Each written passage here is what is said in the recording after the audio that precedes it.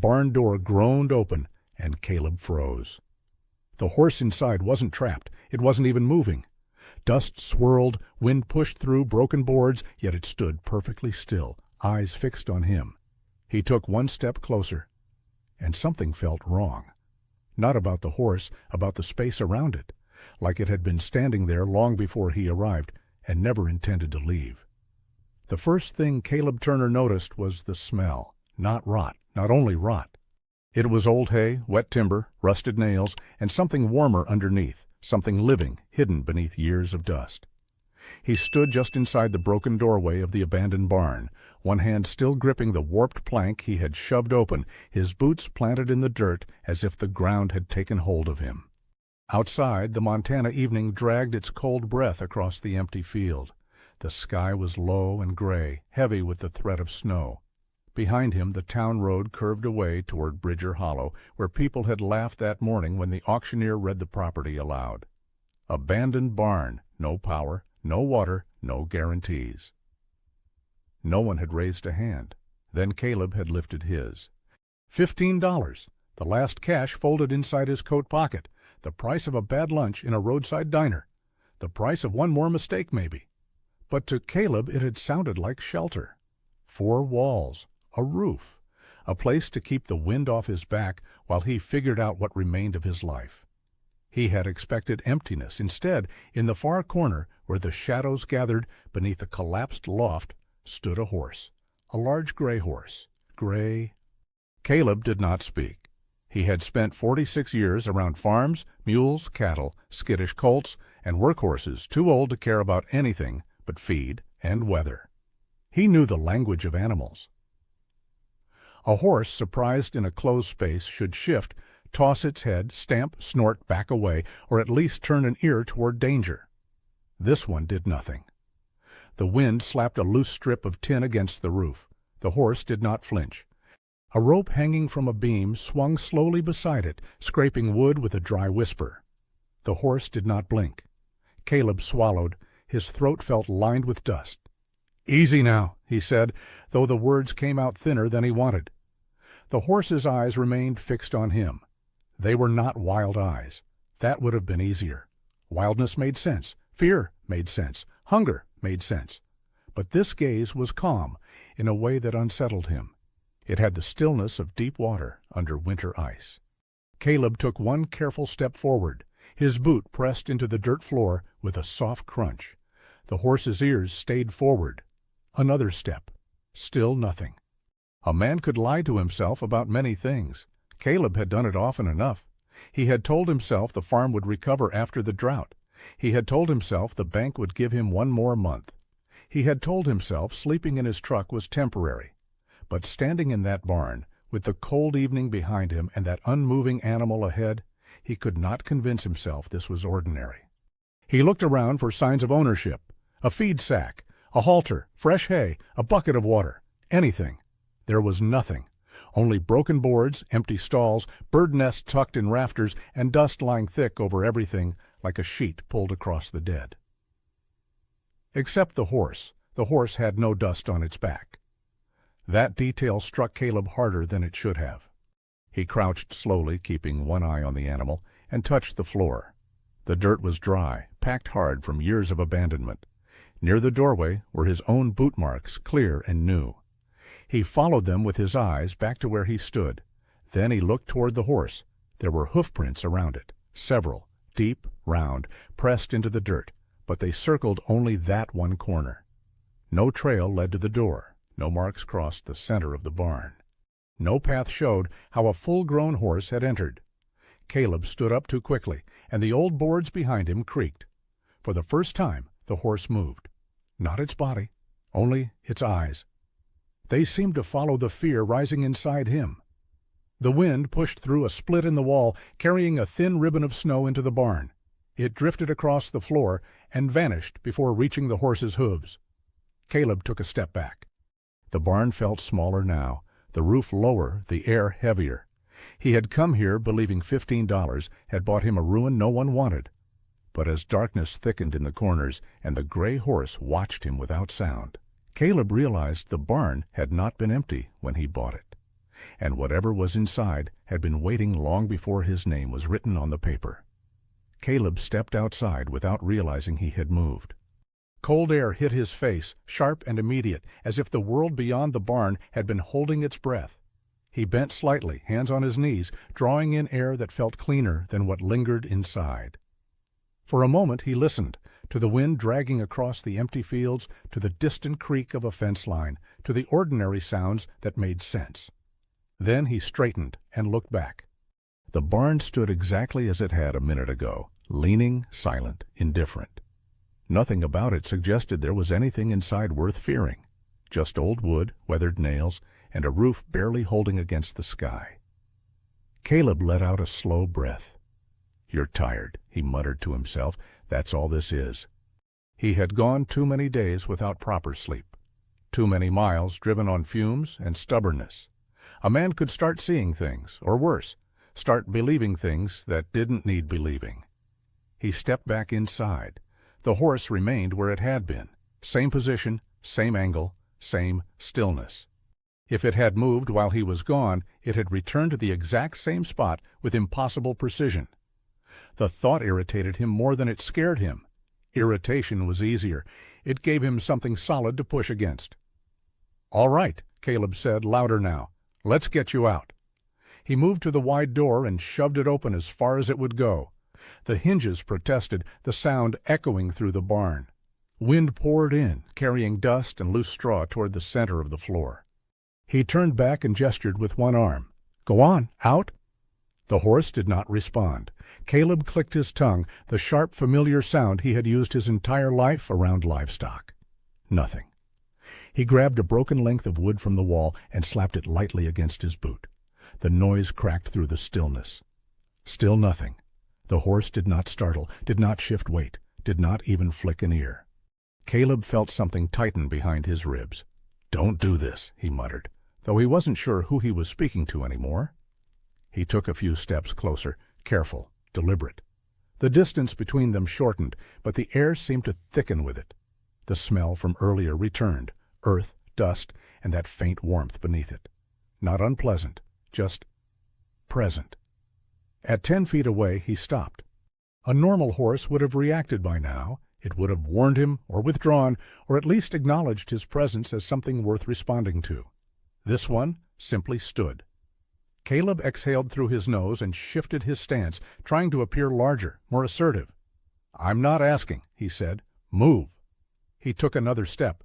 The horse's nostrils flared.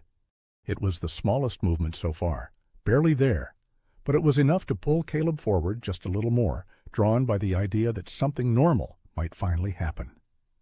"Yeah," he said under his breath. "That's it." He raised the piece of wood slightly, not to strike, just to guide, to pressure the animal into turning toward the open door. Then the horse lowered its head. Not away from him, toward him, slowly, deliberately, as if measuring distance. Caleb froze. The space between them felt wrong again. Not dangerous in the way a kick or a bite might be, but off like stepping onto ground that looked solid but wasn't. "Easy," he said, though his voice had lost its edge. The horse's eyes remained fixed on him. They were clearer now in the fading light, dark, steady, and impossibly focused. Not the wandering attention of an animal reacting to sound or movement. This was attention held, directed. Caleb lowered the piece of wood without thinking. "Fine," he said quietly. "Stay then." He backed away one step at a time until he reached the doorway again. The cold wind wrapped around him like a warning. He stepped outside and pulled the door halfway closed, leaving a narrow gap. For a long moment he stood there, staring through the opening. The horse did not move, did not turn, did not follow. It remained inside the barn as if it belonged to that exact piece of space and nowhere else. Night settled quickly over the land. The temperature dropped, the sky dimming into a dull slate. Caleb gathered a few scraps of wood and built a small fire pit just outside the barn. He didn't want to sleep inside, not yet, not with that thing standing there. The flames flickered low, casting unsteady light across the warped boards. Shadows stretched and shifted along the barn wall, bending with each gust of wind. At some point Caleb realized he was listening. Not for coyotes, not for weather, for movement inside. He heard it then, a soft sound, a step. He sat up straighter, heart tightening. Another sound, faint, deliberate, a hoof against dirt. Caleb stood and moved toward the door, each step slow, measured. He pushed it open just enough to look inside. The horse stood in the same corner, exactly the same angle, same distance from the wall, same stillness. Caleb's jaw tightened. He knew what he had heard. He wasn't mistaken. He stepped back, pulling the door shut harder than before. The wood slammed into place, the echo rolling out into the empty night. For the first time since he had arrived, Caleb felt something settle in his chest. Not confusion, not irritation, something colder. Because whatever made that sound inside the barn had not needed to move to be heard. Sleep never really came. Caleb drifted in and out of a thin, restless half-consciousness, the fire shrinking to embers beside him. Each time his eyes closed, he felt it again, that quiet pressure, like something just beyond his awareness, shifting without sound. By the time dawn began to bleed into the sky, pale and cold, he was already on his feet. The barn looked smaller in the morning. Not physically, but whatever weight had settled over it during the night had not lifted with the light. If anything, the clarity made it worse. Shadows no longer hid anything. Every broken board, every warped beam was visible. And still, something was wrong. Caleb pushed the door open again. The horse stood there. Same place, same angle, same stillness. For a long second, Caleb didn't move. He just stared, jaw tight, eyes narrowing as if forcing the scene to rearrange itself into something reasonable. It didn't. "Enough," he said quietly. This was where it ended. He had seen enough things fall apart in his life to recognize when something needed to be cut loose before it dragged him down with it. A barn he could fix. A roof he could patch. But this, whatever this was, it didn't belong in anything he was trying to build. He stepped inside, more firmly this time. Boots struck the ground with purpose. The sound echoed, stronger than before, filling the hollow space. The horse didn't react. Caleb walked straight toward it. 10 feet, 8, 6. His breath slowed, not out of calm, but out of focus. The closer he got, the more the air seemed to press inward. The smell deepened again. That strange warmth beneath dust and wood, like something alive but not moving. "Move," he said. No anger now, just command. He reached down and picked up a length of broken beam, heavier than the one from the night before. He didn't raise it high, just enough to create pressure, enough to signal intent. "Out," he said again. Another step. 5 feet now. The horse lowered its head slightly. The motion was slow, controlled, not fear, not submission. Acknowledgement. Caleb stopped. Something in that movement pulled against him, not physically, but deeper than that. It wasn't resistance. It wasn't force. It was awareness. Like the space between them had shifted. "Don't," Caleb muttered, though he wasn't sure what he meant. He lifted the wood a little higher. The horse's eyes did not leave his. There was no panic in them, no calculation, only a steady, unbroken focus that made Caleb feel, for the first time, that he had stepped into something he didn't understand. "Go!" he snapped, sharper now, forcing himself forward. The horse did not move, not backward, not sideways. It simply stood there, as if the idea of leaving had never been part of its world. Caleb took one more step, too close now, and swung the wood down hard against the dirt just beside its front hooves. The crack echoed through the barn. Dust jumped. A bird scattered from the rafters. Caleb flinched at the noise, heart hammering. The horse did not. It didn't startle, didn't shift, didn't even blink. Caleb's grip loosened. The wood slipped from his hand and hit the ground with a dull thud. For a moment, neither of them moved. Then, slowly, so slowly Caleb almost missed it, the horse turned its head. Not away. Toward him. Their eyes met fully now, and something inside Caleb gave way. It wasn't fear in the usual sense. It wasn't the instinct to run or fight. It was the sudden, overwhelming certainty that he had misunderstood something fundamental. He had walked in believing the horse was the one trapped. But standing there, caught in that unmoving gaze, Caleb felt it, the shift quiet but undeniable. The barn wasn't holding the horse. The horse wasn't resisting. It wasn't staying because it couldn't leave. It was staying because it didn't need to. Caleb took a step back, then another. His boots scraped the dirt louder than they should have been. The air felt thinner now, harder to pull into his lungs. This is nothing," he said under his breath, though the words had lost their strength. He turned, heading for the door, forcing his legs to move faster than his thoughts. He needed distance, space, something outside this place that followed the rules he understood. He stepped out into the morning light. The cold hit him again, sharper now, more real. He kept walking. 10 steps. 20. The barn shrank behind him. The wind moved through the open land, bending dry grass in long, sweeping motions. Everything out here behaved the way it should. Caleb stopped. Something tugged at him, not physically, not a sound, just a quiet, insistent awareness, like a thought that didn't belong to him. He turned. The barn door stood open. The interior was dark from this distance, a hollow shape against the pale sky. And in that darkness, the horse stood at the doorway, closer than before. Caleb frowned. He hadn't seen it move. He would have seen it. There was no sound, no movement across the ground, no time for it to cross that distance. Yet there it was, watching him. The same stillness, the same focus. Only now it stood exactly where the light met the dark, half in shadow, half in morning. Caleb felt something tighten deep in his chest, because for the first time it didn't feel like the horse had stayed behind. It felt like it had followed, without ever leaving. Caleb turned away too quickly. The motion felt like breaking eye contact with something that shouldn't be ignored, and his body reacted before his mind caught up. He kept walking, boots cutting through brittle grass, shoulders stiff, breath shallow. He did not run. He told himself that mattered. The land stretched wide ahead of him, open, empty, familiar. A place where cause and effect still made sense. Wind moved the grass. Footsteps left marks. Distance meant separation. Caleb focused on that. One step, then another. The barn fell farther behind him, its shape shrinking against the low horizon. He didn't look back again. Not yet. If he kept moving, if he put enough ground between himself and that place, then whatever was inside it would stay there. That's how things worked. That's how they were supposed to work. His pace slowed after a while. The tension in his shoulders loosened, just slightly. The silence out here was clean, untouched by whatever had settled inside the barn.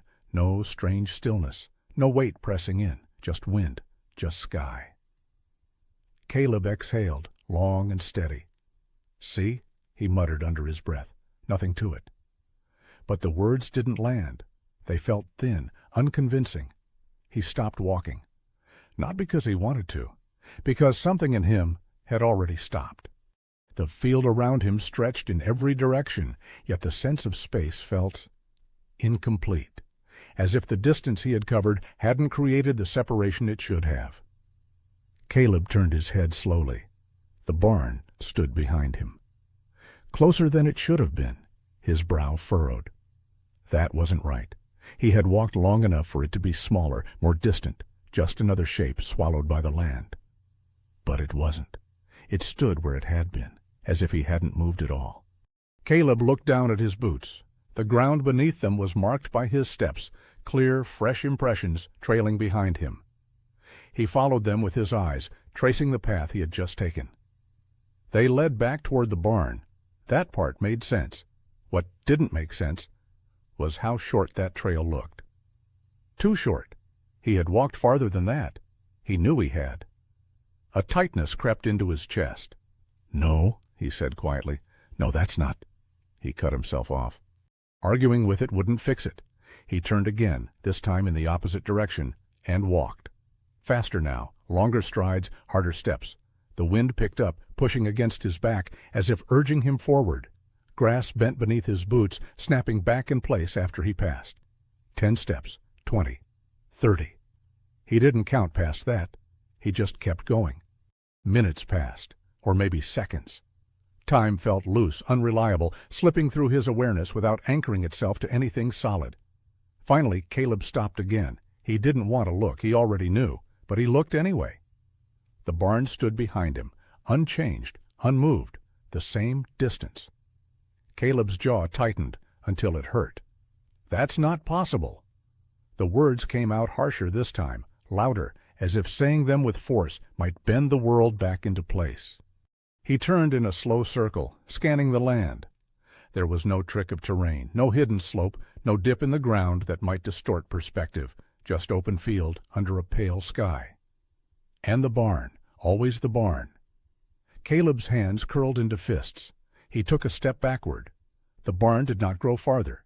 He took another. Still nothing. Then, slowly, reluctantly, he took a step forward. The barn remained where it was, not reacting to his movement, not responding to distance. It simply existed, fixed in place, as if the rest of the world had shifted around it. Caleb's breathing grew uneven. He dragged a hand across his face, trying to ground himself. This was exhaustion. It had to be. Hunger, cold, too many days without rest. A man could lose his sense of space, his sense of time. He could fix that. He just needed to leave. For real this time. Caleb turned and started walking again, this time without hesitation, pushing himself harder, faster, ignoring the pull behind him. He didn't stop, didn't think, just moved. The land stretched on. The wind roared louder in his ears. His boots struck the ground in a steady rhythm, each step an attempt to outrun whatever this was. After a long while, long enough that his legs began to ache, he slowed, then stopped. He stood there, chest rising and falling, breath sharp in the cold air.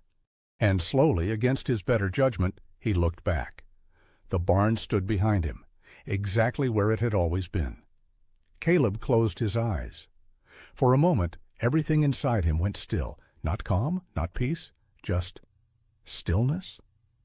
When he opened them again, something had shifted, not outside, but within.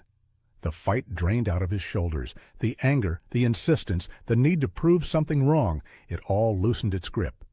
Because no matter how far he walked, no matter how hard he pushed, the distance refused to behave the way he understood. He wasn't leaving, not in any way that mattered. Caleb turned slowly and began walking back, not rushed, not forced. Each step felt heavier than the last, but also clearer. The closer he got, the more the tension in his chest eased, not because the situation made sense, but because he had stopped trying to force it to. The barn grew larger in his view. Or maybe he was simply returning to where he had always been. When he reached the doorway, he didn't hesitate this time. He stepped inside. The air wrapped around him again, dust, wood, and that quiet warmth. The horse stood just a few feet from the entrance now, closer than before. Its head was slightly lowered, waiting. Caleb didn't reach for anything, didn't speak. He just stood there, meeting its gaze, the silence stretching between them without pressure. For the first time since he had arrived, he didn't feel the need to move, didn't feel the need to fix anything. He exhaled slowly, and the barn felt steady, not normal, not safe, but settled, as if something had aligned. Caleb lowered his shoulders, the last of his resistance slipping away. "Fine," he said quietly. Not to the horse, not to himself, just to the space. And in that quiet acceptance, something subtle changed, not in the horse, not in the barn, but in the way Caleb stood within it. Morning arrived without announcement. No birds, no sudden shift in light, just a gradual thinning of darkness, as if the night had decided to step aside rather than end. Caleb was already awake, sitting on an overturned crate near the center of the barn, his hands resting loosely between his knees. He didn't remember falling asleep. He didn't remember deciding to stay. Yet here he was. The air inside felt different now, not lighter, not warmer, but settled. The sharp edge of unease had dulled into something quieter, something that no longer pushed against him with the same urgency. Across from him, the horse stood, not in the far corner, not hidden in shadow. Closer. Close enough that Caleb could see the fine lines along its muzzle, the faint rise and fall of breath, the subtle movement beneath its coat that proved it was alive in ways that had nothing to do with what he understood. For a long time neither of them moved. Caleb studied it, not searching for answers this time, not trying to piece together what it was or how it had come to be here. Just seeing it. "You're not going anywhere," he said quietly. The words weren't a challenge. They weren't even a question. They were an observation. The horse did not react, but something in its stillness felt aligned with the statement. Not agreement, not defiance, recognition. Caleb leaned back slightly, his gaze drifting toward the open doorway. Outside, the field stretched on under a pale sky, exactly as it had the day before. The same wind, the same emptiness, the same path that had led nowhere. He could leave again, he knew that. He could walk out, keep going, test the distance one more time until exhaustion or frustration broke something inside him. But the thought didn't hold the same weight now. Because whatever had happened out there, whatever had bent the space between steps and place, had already answered the only question that mattered. Leaving wasn't the same as getting away. Caleb let out a slow breath and stood. He didn't approach the horse directly. He moved past it, toward the far wall, where broken boards leaned in uneven stacks. His hands found something to do, a loose nail, a splintered beam, small practical tasks that had nothing to do with understanding. He worked quietly. The horse remained where it was. Minutes passed, maybe more.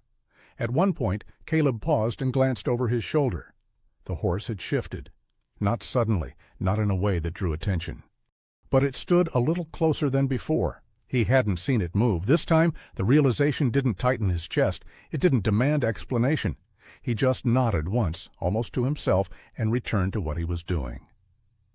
"You can stay," he said after a while. Again, not directed, not offered, just stated. The words settled into the space like dust. Outside, the wind picked up briefly, rattling the loose boards, sending a thin stream of light across the floor. It reached toward the horse's hooves this time, just a fraction farther than it had the day before breaking apart into scattered brightness. Caleb watched it for a moment, then looked away. By midday, the rhythm of the place had begun to take shape, not routine, not normal, but consistent. Caleb moved. The horse remained. Caleb paused. The horse was closer. Not following, not approaching in any way he could track, just present.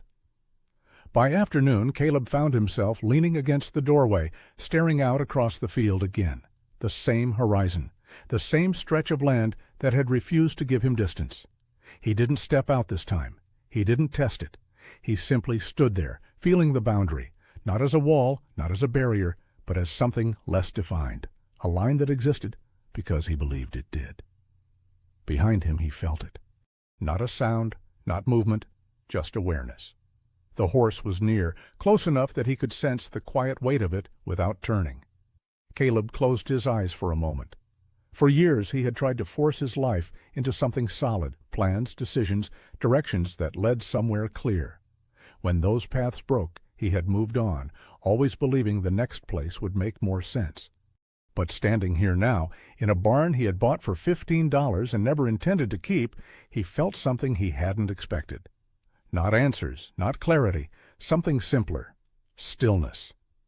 He opened his eyes. "I'm not going to figure you out," he said softly. The words carried no frustration, no defeat, just truth. Behind him the horse exhaled, a slow, steady breath that stirred the air between them. Caleb turned his head slightly. The horse stood just inside the doorway now, where shadow met light. Its eyes held him, not demanding, not offering, just present, the same way it had been from the beginning. For a moment Caleb considered stepping out again, testing the distance, seeing if anything had changed. He didn't.